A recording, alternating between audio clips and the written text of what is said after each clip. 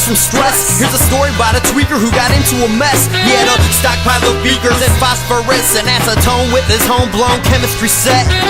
Breaking Bad, he cooked shards by the bag, batch after batch, while supplies last.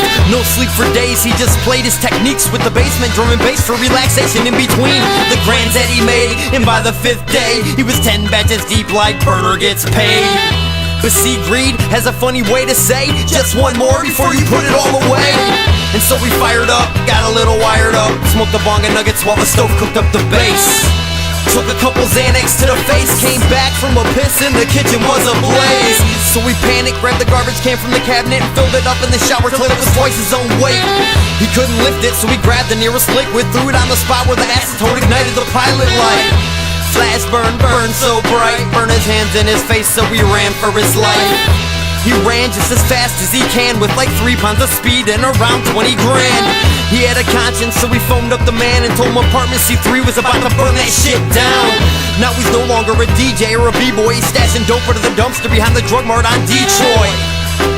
All units deploy, his name is Jay Burner and he keeps them awake by the lake shore.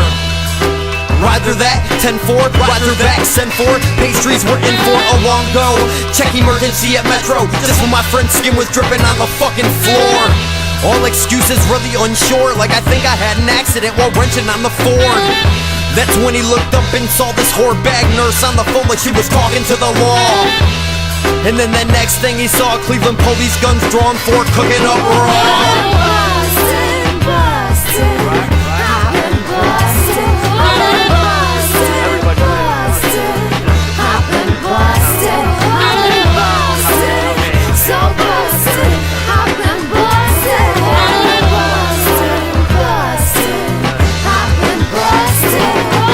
Stress from pimples, pimples from stress. Here's a story about a stoner with some time to invest. I thought it'd be in my best interest to grow a little bit of weed under my basement steps. So I hooked up 1,000 watts. I started keeping all the riff-raff out of my spot. I stopped smoking in the open up and down the block and watched the clock anxiously until I chopped the crop. And when I did it with according to plan, I made a half a pound of smoke and a couple of grand. That's when I decided I should do it again. And then I ran into my dad, who was more like a friend. I hadn't seen him for a couple of months. We sat around and just clowned over a couple of blunts. And by the end of the night, we were whiskey drunk with a plan to grow like 5 or 6 pounds at once. And as he left, I said goodbye, and with a smile I said, Dad, you shouldn't drink and drive. I really didn't know when I would see him again, until he showed up the next morning with some money to spend. So we went on a shopping binge for carbon filters and light bulbs and nutrients.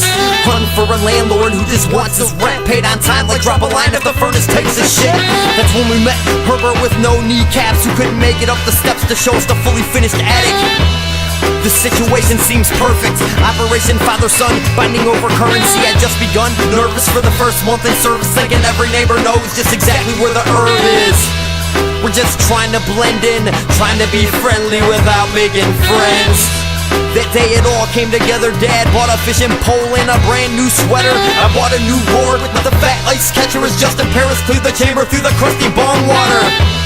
I hit the couch like a bed, woke up in the morning and I cracked my kink neck. Took a long piss and made my way up the steps with his alarm clock ringing when I found Dad dead. His whole life, he was the life of the party. Now the drinking and the drugs killed him in his mid-40s. Didn't know what to do, so I called the authorities just after I took a second to hide the dried weed accordingly. And as the piggies pushed in, every door, every lock, looking for prescriptions. Busted on the grip before they declared Dad stiff, cause the amount of fingerprints was overwhelming evidence for me to try to plead the fifth. I sing so sadly, tell my mommy I lost my daddy.